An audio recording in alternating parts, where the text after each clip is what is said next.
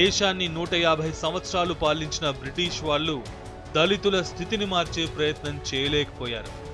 ఒక విధంగా బ్రిటిష్ వారు ఆ పని చేయడానికి సాహసించలేకపోయారు. ఎందుకంటే ఇక్కడి జమీందారులు, సంస్థానాధీశులు, అగ్ర కులాలు ఈ దేశాన్ని దోచుకోవడానికి ఒప్పుకుంటాయి, కానీ దళితుల స్థితిని మార్చాలని ప్రయత్నిస్తే మాత్రం తీవ్రంగా వ్యతిరేకిస్తారని బ్రిటిష్ వారికి అర్థమైంది. బ్రిటిష్ వారే కాదు, కుల వ్యవస్థ పాతుకుపోయిన తర్వాత వలస వచ్చిన వారందరిలోనూ ఇదే భావన ఉందని అంబేద్కర్ అన్నారు.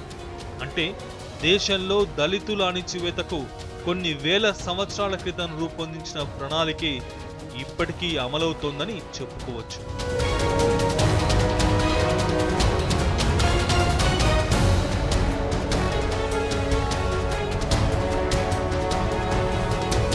దేశంలో పాతుకుపోయిన సామాజిక అసమానతలపై స్వాతంత్రోద్యమం కాలంలోనే తీవ్ర చర్చ జరిగింది. కానీ అగ్ర కులాలు సహించలేకపోయాయి. స్వాతంత్ర పోరాటంలో రాజకీయాలు, సామాజిక అసమానతలను వేరువేరుగా చూడాలని అగ్ర కులాల నేతలు వాదించారు. అందుకే అంబేద్కర్ అస్పృశ్యులు చాలా వెనుకబడి ఉన్నారని, వారి అభివృద్ధి కోసం ప్రత్యేకంగా రాయితీలు ఇవ్వాలని కోరారు. అందులో భాగంగా వారి ప్రతినిధులను వారే ఎన్నుకునేలా ప్రత్యేక నియోజకవర్గాలు కావాలని రౌండ్ టేబుల్ కాన్ఫరెన్స్ లో డిమాండ్ చేశారు. కానీ గాంధీ దీన్ని పూర్తిగా వ్యతిరేకించారు.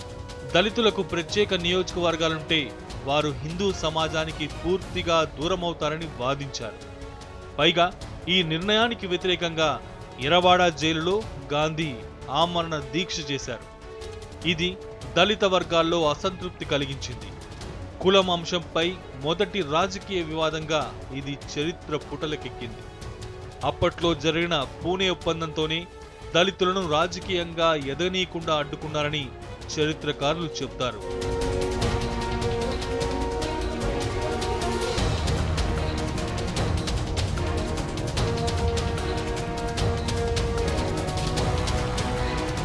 భారతదేశం మొత్తంలో జరిగిన ఒప్పందాల్లో పూనా కుట్రపూరితమైన ఒప్పందం. సహజంగా ఒప్పందం అంటే అణగారిన ప్రజలకు ఏదైనా మేలు జరిగే ఒప్పందాన్ని ఒప్పందం అంటారు.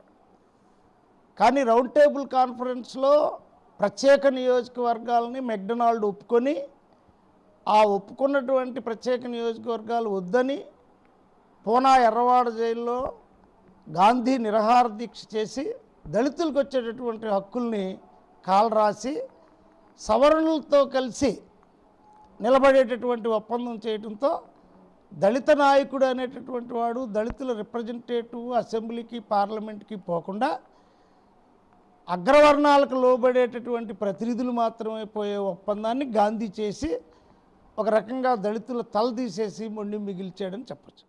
రిజర్వ్డ్ సీట్ల వల్ల దళితుల్లో మార్పు రాదని ఎంత చెప్పినా గాంధీ వినలేదు.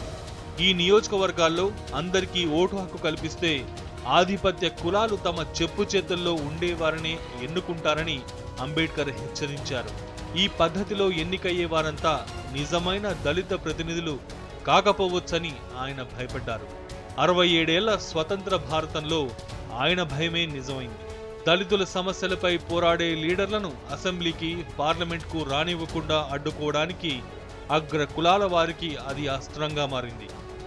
అందుకే 1950 నుంచి ఇప్పటి వరకు నిజమైన దళిత ప్రతినిధుల కంటే అగ్ర కులాలకు అనుకూలంగా పనిచేసేవారే ఎక్కువగా ఎన్నికయ్యారని చెప్తారు దళిత నాయకులు. స్వాతంత్రం తర్వాత అందరితో సమానంగా దళితులకు సాధికారత కల్పించే రాజకీయాలకు అంబేద్కర్ పునాదులు వేశారు. All India scheduled cost federation పార్టీని స్థాపించారు. నిజానికి కాంగ్రెస్ తర్వాత జాతీయ స్థాయిలో గుర్తింపు పొందిన పార్టీ షెడ్యూల్డ్ కాస్ట్ ఫెడరేషన్. కానీ ఎస్సీఎఫ్ను ఓడించడానికి అప్పుడే అగ్ర కులాలు కుట్రలు పన్నాయి. ఇది కేవలం కొందరి పార్టీ అని దుష్ప్రచారం చేశాయి. అంబేద్కర్ ఊహించినట్టే ఆ ఎన్నికల్లో దళిత ప్రతినిధుల కన్నా అగ్ర కులాల వారికి అనుకూలంగా పనిచేసేవారే ఎక్కువగా ఎన్నికయ్యారు. ఆ కుటిల వ్యవస్థ అంబేద్కర్ను కూడా దెబ్బతీసింది. నెహ్రూ ప్రభుత్వంలో మంత్రిగా రాజీనామా చేసి 1952 ఎన్నికల్లో కమ్యూనిస్టులతో కలిసి ముంబై నుంచి ఎన్నికల బరిలోకి దిగారు అంబేద్కర్. కానీ అన్ని అగ్రకులాలు కలిసి ఆయన్ను ఓడించాయి. దళితులకు ముస్లింలకు ప్రత్యేక నియోజకవర్గాలు అడిగిన అంబేద్కర్ జాతీయవాది కాదని ప్రత్యేకవాది అని కమ్యూనిస్టు లీడర్ డాంగే ఆయనకు వ్యతిరేకంగా ప్రచారం చేశారు. కరపత్రాలు పంచారు. భారత రాజ్యాంగ నిర్మాతగా కొలంబియా విశ్వవిద్యాలయం నుంచి గౌరవ ఎల్ఎల్డి అందుకున్న అంబేద్కర్కు సొంత గడ్డపై మాత్రం కుల వివక్ష తప్పలేదు. ఒకప్పుడు ఆయన దగ్గర అసిస్టెంట్గా పనిచేసిన ఎన్ఎస్ కజ్రోల్కర్ను ఆయనకు వ్యతిరేకంగా బరిలోకి దింపింది కాంగ్రెస్ పార్టీ. రాజ్యాంగాన్ని రూపొందించడంలో కీలక పాత్ర పోషించిన అంబేద్కర్ను ఎన్నికల్లో ఓడించడానికి కాంగ్రెస్ అనేక ఎత్తులు వేసిందని ఒక సందర్భంలో అడ్వాణీ కూడా విమర్శించారు.